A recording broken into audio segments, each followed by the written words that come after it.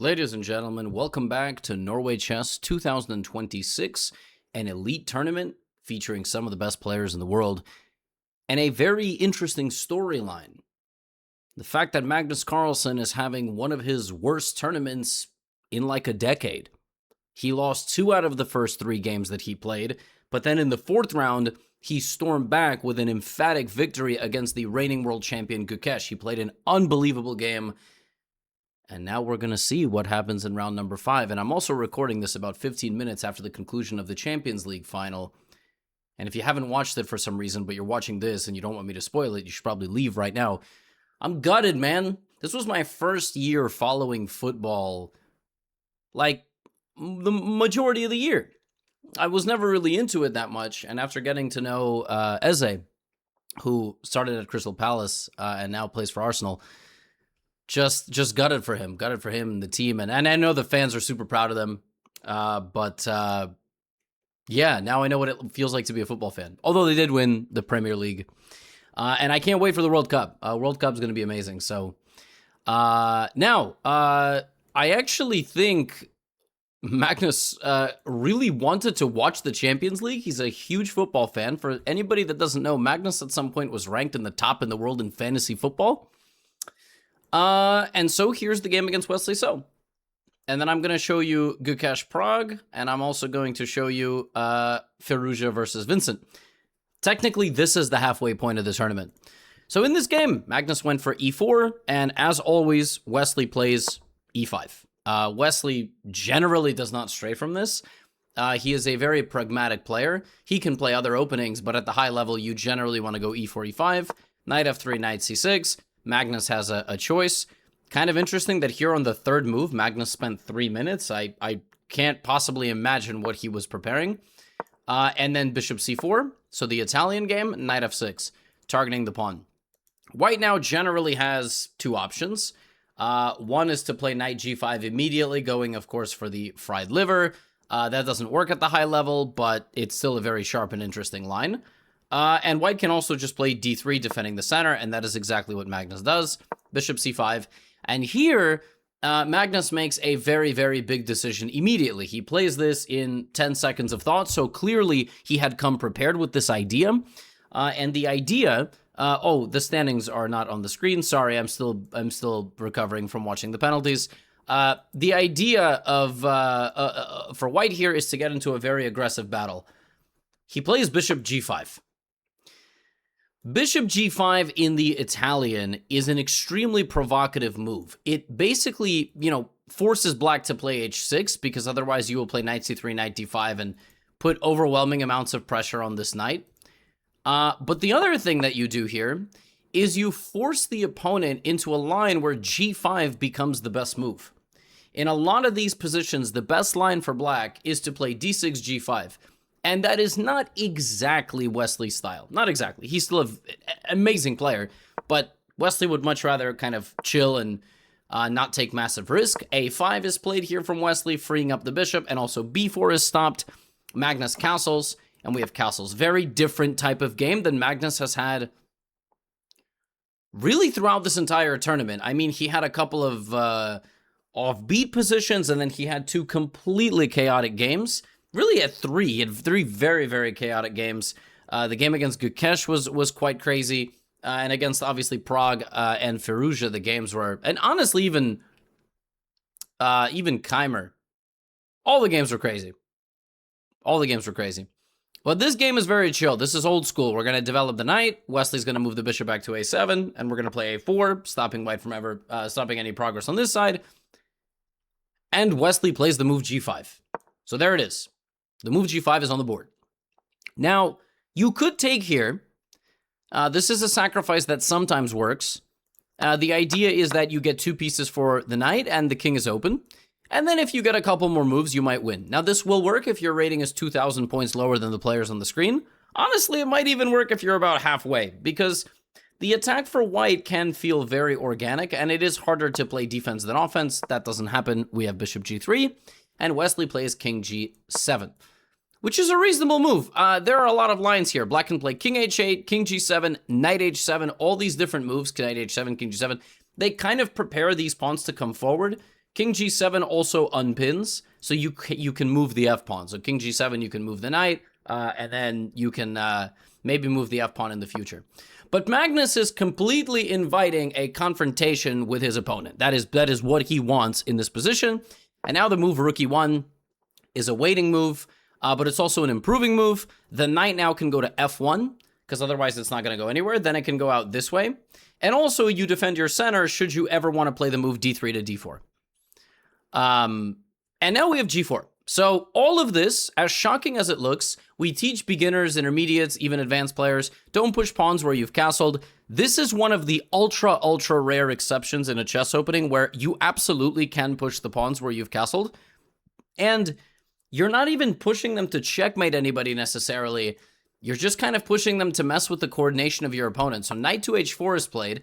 Knight h4 is looking to get to f5, but that square is very nicely protected by the bishop, which absolutely will take the knight if it gets there. And the other thing about this is now you have knight h5. And the queen hits the knight. The knight hits the bishop. The bishop is also protecting this pawn, so white can't generate any counterplay. And what's even more annoying is this bishop. That bishop perhaps might be the best piece on the board. This bishop is the living embodiment of the meme of the sniper bishop. Like, you didn't spot the bishop from another dimension. Which means this pawn can't move and is not actually guarding this. So if you play h3, you just lose because of this, right? And that would be, that would be catastrophic.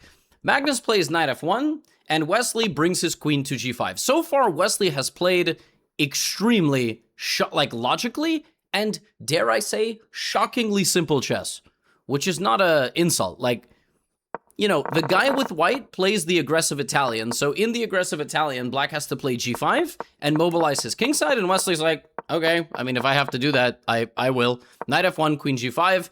Magnus plays knight e3. And now white has secured the safe passage to f5. So black has to play a move they really don't want to play, which is giving up the bishop for this knight. But it's going to be worth it.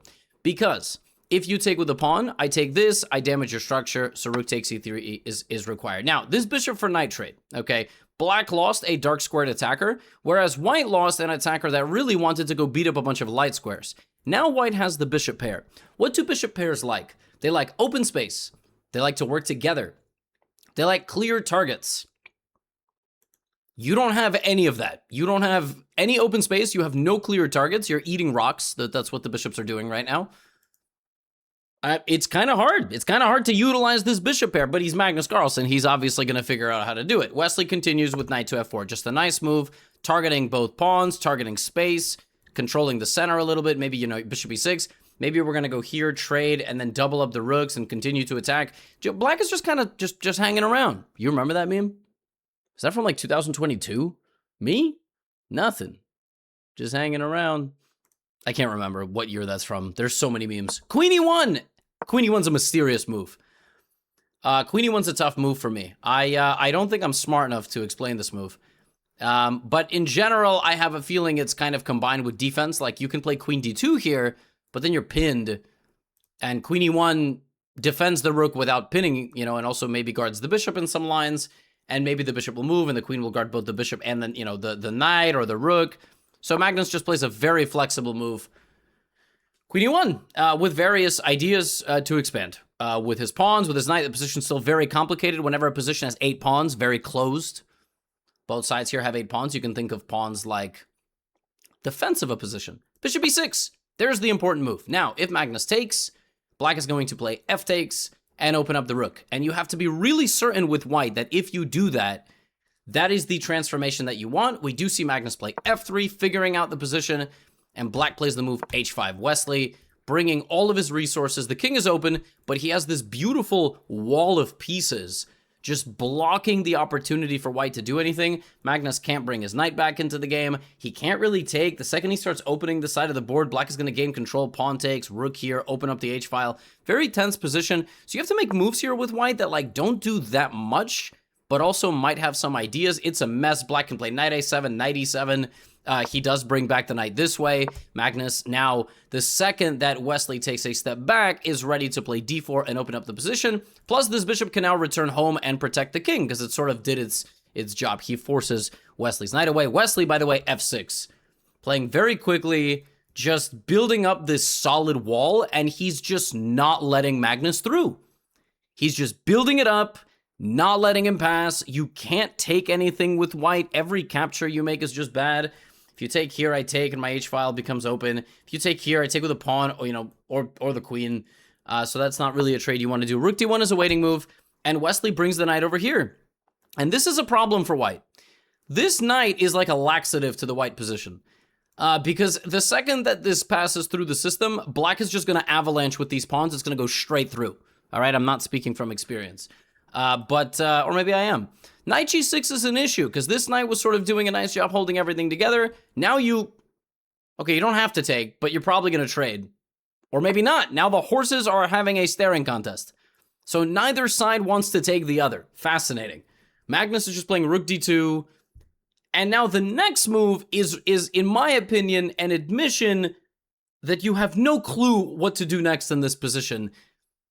Like, in a position like this, where it's so locked, how do you know it's locked? Again, 8 pawns, but also feels like a grappling match. You kind of have the hands on the shoulders. You're both, but like nobody can really make any progress. It's like an arm wrestling where nobody can make any progress. You start playing moves like King H1. Now, there might be some big idea behind King H1, but I don't know what it is. And furthermore, in a position like this, you are generally looking for improving moves. And Wesley here plays King H7. So both guys have a position, King H1, King H7 on the board. This is an admission they don't know what to do anymore. What's amazing is that the computer was so unhappy with this move. It thinks that the meta strategy of this move is so poor. Now it wants to take, and then it wants to just move its queen back. And it actually genuinely thinks that this move has weakened the position so much for white that after something like King H8, Knight G6, black has some sort of advantage, which is just fascinating, that the king is further away from the center. Obviously, these guys are humans. Magnus now locks up the position again. We have a trade. And I mean, it really looks like, this position looks like a freaking Rubik's Cube. Like, look at this blob of pieces. It is so rare to have a 3x3 grid where every piece is occupying a square. Like, how often does this happen? You just have a full cube of pieces. All right? Beginner's worst nightmare, by the way. It's incredibly challenging to think and keep an eye on everything that's there. Now, here we have a draw on the board. So at this point, you can play bishop back to G3, target the knight. If this, you have takes. You have FGHG, you have something like Rook F2. You go for the knight. Take, Rook E7 check. Not Rook E7. Rook E6. Okay, and then I guess Queen E4 and you win the pawn back. Fine. Magnus probably would have found that. But Magnus plays Knight G3.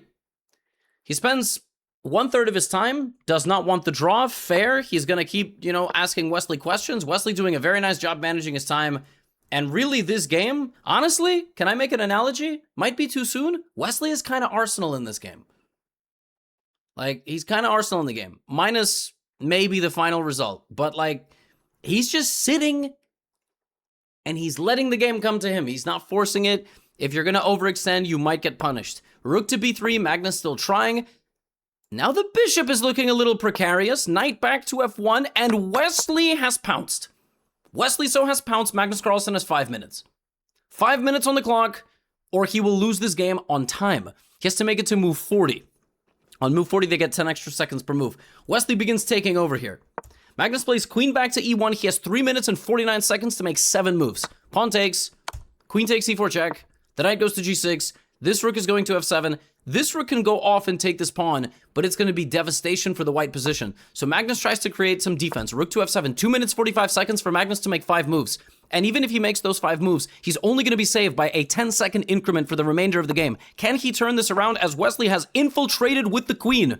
Magnus goes king to G2, and Wesley here, instead of taking with the pawn, which apparently was better, takes with the rook. They both look relatively reasonable to me. Rook takes F3, pawn takes, rook takes F3, and Magnus gives away the pawn on B2.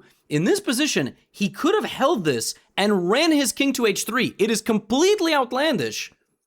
But what it does is prevents this move from being played with a check. King H3, and on the next move, rook takes F3. Now, probably he thought King H3 is just not going to win this pawn back, which is very reasonable for a person that has 1 minute and 40 seconds on the clock.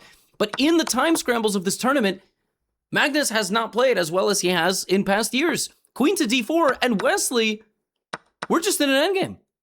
Wesley So, clinically, just darts straight to the endgame, trades off the queen, trades off the rook. He is only up a pawn, but he is winning because these pawns are so split. The knight will be faster to this side of the board. He's going to win at least one of these pawns. And even though Magnus has a pawn majority here, it's not going to come in handy. Wesley has a 5-on-3. And lo and behold, ladies and gentlemen, we get into the 50s. D3, king here, B6 kicks out the knight, and Wesley So defeats Magnus Carlsen in the 5th round of Norway Chess. Wesley So has, according to the stats that I found, only ever beaten Magnus in Classical once. And that was in 2018 in Norway Chess. So just keep inviting him back, really, because this is his second win against Magnus in his entire career, and only 2 in 8 years. So Magnus has lost for the first time in this tournament to Firouzja, I believe. And then to Prague, I think he might have lost once before. But this is wild. 3 out of 5 games he has lost. He's lost 15 rating points. He's down to 28, 25. Which is still number 1 in the world by like 37 points. But it goes to show you, it's ruthless. Even though Wesley is in the previous generation, he's not a 15, 16 or 20-year-old kid. Wesley played an amazing game. He played a solid, sound defensive game. And the second there was an opportunity and he sensed weakness, the queen was in there. Queen C1 just played with confidence and, converting the game. I mean, Wesley did not spend that much time at all. He had a feel, a sense, an instinct, and he wins, which is amazing. There was another game I would like to... Well, I'm going to show you all the games. This game was pandemonium, okay? Prague Gukesh is a very important battle because Prague was like 2780. Gukesh is the world champion. They are both the stars of India, but you want to be the best player, you know? And when you are the world champion, there's a target on you. So even though you are from the same place and you might be friends, you kind of want to beat the world champ, right? So this game gets really dynamic really fast. We have a Rogozin, which is aggressive. Queen A4 check from Prague. These guys will never play it solid, never play for a draw. And here, Queen A4 check and the immediate retreat to C2. D takes C4 is a move here by Black. There are some others. Gukesh thinks for 23 minutes and does this. Bishop to D6. Which is given like a pretty significant mistake meter by the computer, because now the computer wants C5, and then it wants to play A3. And it wants to play a position like this, where I think this has been played before, but, white gets a lot of space on the queen side. Really, you have to disregard such, big symbols in the beginning of the game. Prague thinks also for a long time. He decides not to go for this. Instead, he trades off his dark squared bishop, and we have a totally, probably unique position. The dark squared bishop is just gone for white, but white has a lot of pressure here on the center. Gukesh goes here, which to the untrained eye looks like it just loses a pawn. If you play c takes d5, there is knight to b4, and then if you try to hang on to this pawn, well, you can. It is possible, but then there is this move. And this is a major issue because now the king will have to be stranded in the middle. You always need to be careful of a bishop check. You cannot easily block when your king is in the center. When you have a pawn or another piece, you can block, but here this would result in a devastating position. So we have c5, bishop b5. Game is incredibly complicated. Gukesh plays g6, a6, kicks the bishop away, and we have knights versus bishops. The bishops are going to want the position to open. The knights are not going to want the position to open, but if you don't open the position, you will never win. So at some point, you will have to go for some sort of pawn break. And this is, again, a very closed position, similar to the Carlsen So game. When you have 8 pawns on the board, you're looking at the pawn breaks. b6, b5 for white, e5 or e4, and then obviously some kingside stuff. You never know. King g7, maybe Gukesh is going to go for an attack against the king. So knight e5, very natural move. Bishop e8, he doesn't want the bishop taken. He wants to preserve the bishop pair. Here with white, you either play b4 or f4. You don't even think about it. And there's f4. That is the move that I would have played. It is just a nice move to play. Fully anchors in the knight. After that, you can play b4, g4, a4. This game. Like the previous game was maybe an Arsenal football strategy, and what they used to win many a match. This is like, you know, Gukesh here is playing boxer style chess. He's bringing the opponent on, like waving him on, come get me. I'm going to counter you. B4, look at this. C5, F4, B4. Pragg is flying all the pawns forward. He wants to take down the world champion, reassert himself as the best chess player in India. Gukesh, though, is firing back. A5, rook B1. He rotates the rook over to that side of the board. That is where the battle is going to be. Gukesh makes room for F6. He's about to kick out the knight. And then we might get another avalanche on this side of the board. No pawns have been traded, all right? Both guys have made 20 moves. Think about that. 40 moves in total, no pawn trades. That's really rare in chess because you just run out of room. And there we go, all right? Now we're going to get some sort of trades. That was piece of, I had some oatmeal before this. Pawn takes, knight takes. A pawn has been traded. The board is opening up.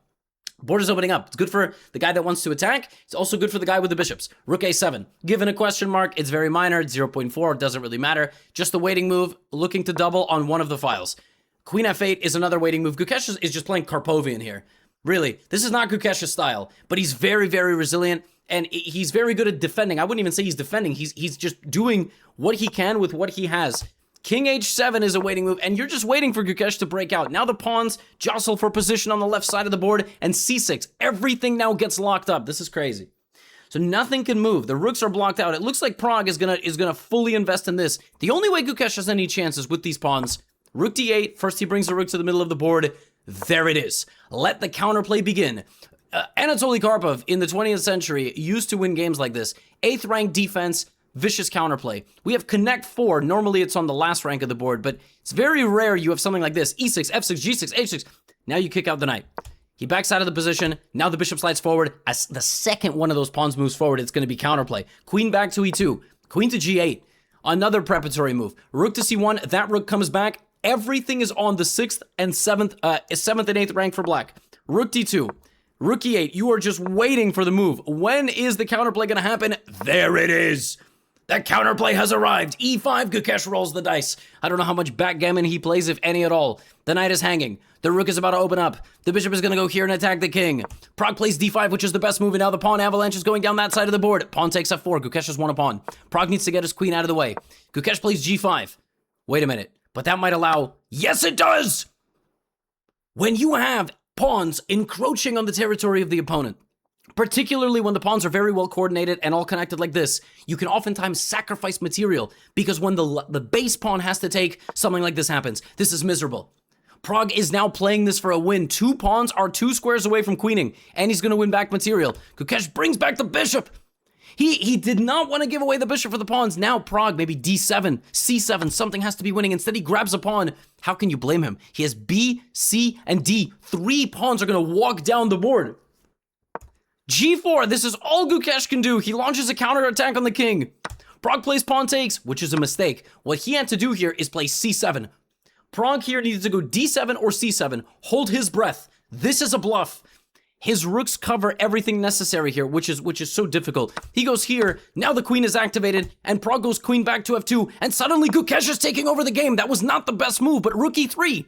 Now what do you do in this position? Gukesh is ultimately up a piece. Pragg has 2 moves to make a queen or he's gonna lose. He goes rook D4, queen H5, king comes back, queen centralizes. Pragg can win a pawn on F4 here. Does he want that pawn? No, he doesn't. He goes here. F3 is insane.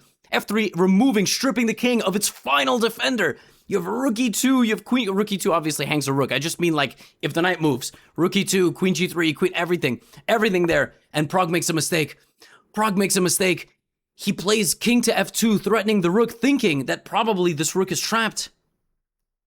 But he blunders something really nasty here. He blunders that Gukesh can sacrifice it! He doesn't need to guard the rook at all, because the bishop has come to help the queen. And if you take queen G3, king F1, queen G2, king E1, bishop G3, king D1, and bishop B3, look at this haymaker crisscross applesauce with the bishops and the queen, and the king is mated. Oh my goodness, bishop D6, and you can't even take this, because if you take it, which is what happens in the game, rook G8! Rook G8, this is unbelievable. What a spot from Gukesh. He thought down to 9 seconds on the clock to play this. This move comes with a thud because it threatens this, and it clears the 8th rank for the rook to arrive. Gukesh sacrifices the rook again because rook takes g2 would win the queen. If you take this, I come back to check you and I pick up the queen. Pragg gets 1-2'd down the pipe. He is dropped to the ground and Gukesh jumps on top. Another haymaker. Rook takes f3, sacrificing the rook again. King takes, bishop h5. The king comes to the party and Pragg resigns because this is mate. Oh my goodness, what a conclusion to a game. Just incredible.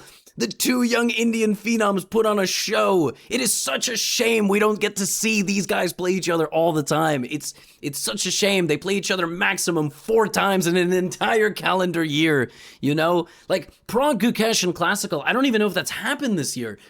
I can't remember. Maybe they played in Pragg Masters, Tata Steel. Like, it's the middle of the year. What a game. What a freaking game with 9 seconds on the clock. The world champ clutches it out. It doesn't matter, title, like, what an incredible counter. Oh. Okay, now I have more games to show you. None of the games were as exciting as this. If you want to go, you're allowed. But really, okay, Firouzja, Vincent Keymer. Like I said, you know, in these recaps, I have to focus on the games that were the most exciting, that were the most incredible. This one was it was a theoretical variation where white sacrifices a pawn in the opening. Black ultimately, like you see here, white tries to sacrifice. Oh, sorry. Black sacrifices a pawn in the opening, but white can't really take it because you would be damaging your structure irreparably. Very sharp line. Arjun Erigaisi has played like this. This game had one moment in an otherwise maneuvering game. There was one moment right here where Vincent could have like really viciously gone for an attack. And he didn't do that. He just did not do that. He didn't do that. Like I don't know what he didn't like, but he had rook f6 here and he's losing his pawn in the center, but the attack on white's position is extremely vicious. But it's easier to give away other people's pawns. And yeah, that was the only moment. The game ended in about 5 moves. They traded some pieces, and right here they agreed to a draw. So they go to Armageddon. As we know already in this format, Armageddon is chaos. This Armageddon lasted about 20 moves. It was an interesting game. White got the bishop pair, which means you want more space. Look at this, open space, open lines, unlike the Carlsen So game. We got immediately some chaos from the opening with the pawn structure transforming. The game was equal, and then it was lost in about 5 moves as the sides clashed in the center. And then right here, Vincent Keymer blundered everything. His rook was hanging. He needed to just move it forward. Obviously, he didn't like his position, so he went for some counterplay.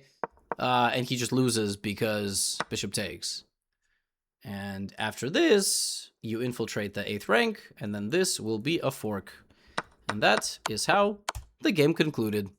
I think they played a little bit more. Yeah, they played a little more, but this is over. And it was over. And Vincent played a little bit more, and Vincent played, and Vincent... I didn't even see this. I didn't realize that there was a knight promotion. That's quite clever. Of course, you can promote to a queen, but actually, this is mate in... Vincent should have let him play it out, but... Okay, he lost. Alireza wins in the Armageddon. He continues to lead the tournament. Yes, he does. Wesley now has 8.5 points, but Firouzja has 10 in this scoring system. Let me switch over the standings, and we will take a look at the women's games. There have not been that many decisive results in the Classical, honestly. This was a tournament where a lot of Armageddon games are happening. Here we have an exchange QGD, Queen's Gambit declined. We also saw this a million times in the Candidates tournament. I think there's a lot of life here right now. A lot of people are looking for creative ideas. And also, there are a bajillion setups. Like, the old one is this one, and the knight goes there. And then what white does is try to play f3, e4. You can also just develop like a regular, you know, bishop d3, knight f3. And then, you know, there's lines where black tries to do stuff like this to trade the bishop. There's lines where black doesn't try to play like this. I think g6 was inspiration from Divya. I don't think that was prep. I think she might have mixed up a line here, because after this, yeah, Drew Jenner just gets a fantastic attacking game. This reminds me of some of her games in the Candidates. Like, just, you know, punishing early opening mistakes. From the opening, it looks like Divya is just completely scrambling here. I mean, it's kind of a shock that you're not just losing, but you're not. You're not losing. You're defending yourself. And I feel like alleviating the pressure with queen takes is kind of brutal, like queen e5 or something to keep the queens on.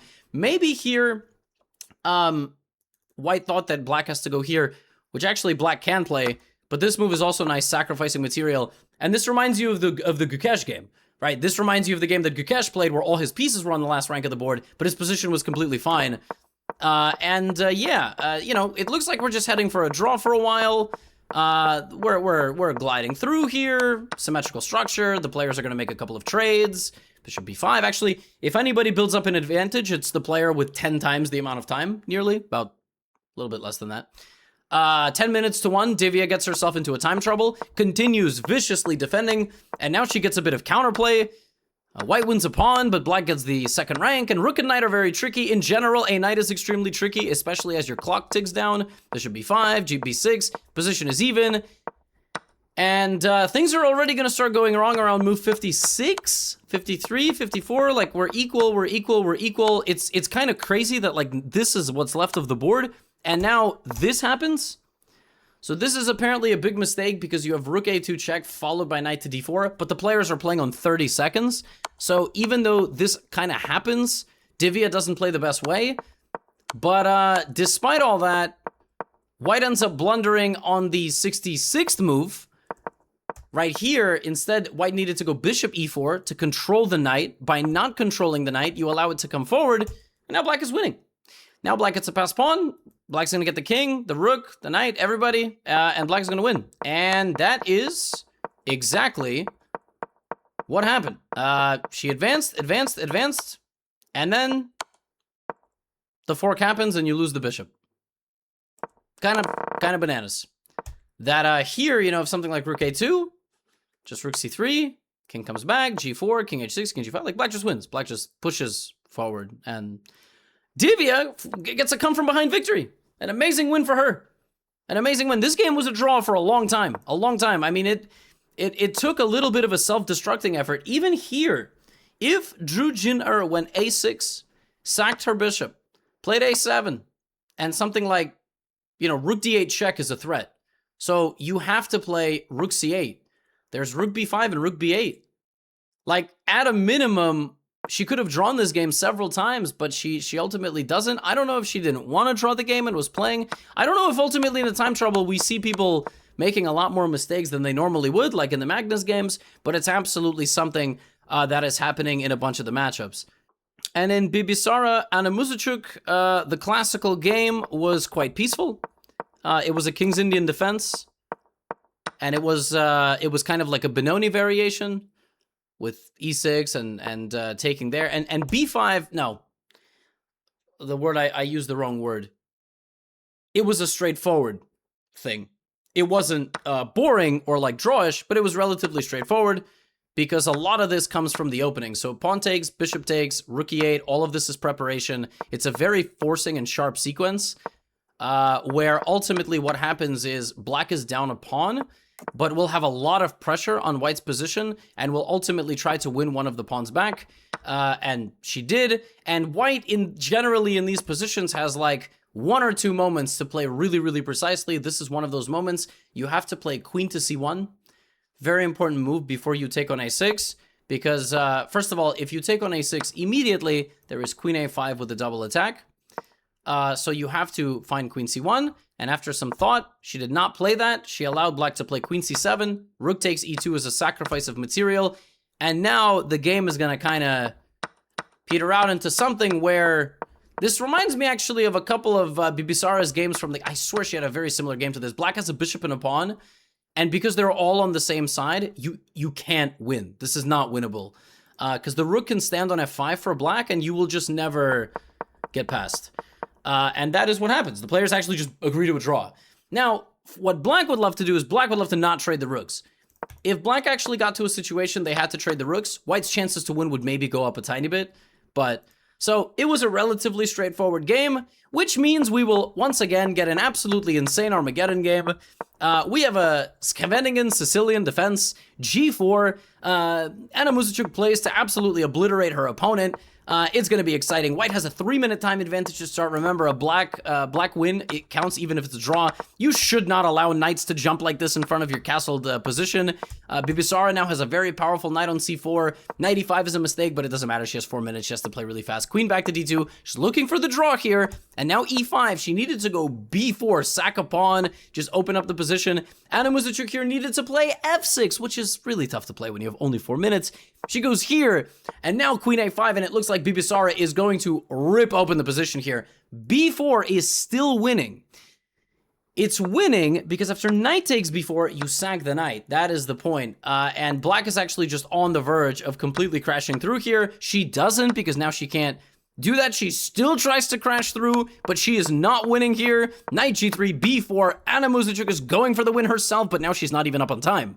That's the big moment. Once you get that time advantage squandered, it's really difficult to make a comeback. She's trying to defend herself and attack at the same time. h5 is a massive mistake, and Bibisara is back in the game. Now, rook takes f6, rook to b1. Bibisara, in this position, has 27 seconds to play 6 moves, or she loses the game on time. She goes here. She spends over half that time getting here. She now has 12 seconds to make 4 moves, or she loses this game on time. Rook e2 is a horrendous mistake. It's a huge, huge, huge blunder, but it's not so easy to figure out exactly why. The winning idea here is to take. It's very rare that in positions like this, the best move is to take, but it is, because you want to take, and queen f4 check. Bibisara has 12 seconds. She goes here. Now she has 9 seconds for 3 moves. She needs to go check first. She blunders, she panics, she takes, and she misses this move, and now she's just lost. And that, ladies and gentlemen, is the Armageddon. That was, I mean, yeah, just wild, absolute chaos. Muzychuk picks up 1.5 points, which was important. She's in, that was a battle for first place, but obviously Divya getting the 3 points is huge because now she's in first place. Divya's in first place. She's 8.5 points.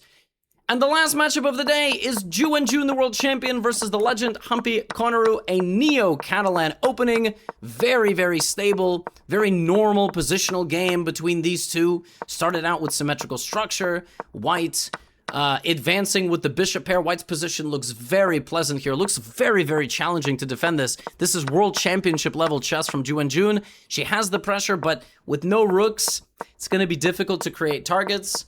And she's unable to do so. Black has a very solid defensive positioning here. This game goes on like 30 more moves. I'm not sure if Ju and June actually created any more winning chances or if they literally just shuffled the pieces for the rest of the game. Because the thing is, you can't even move pawns.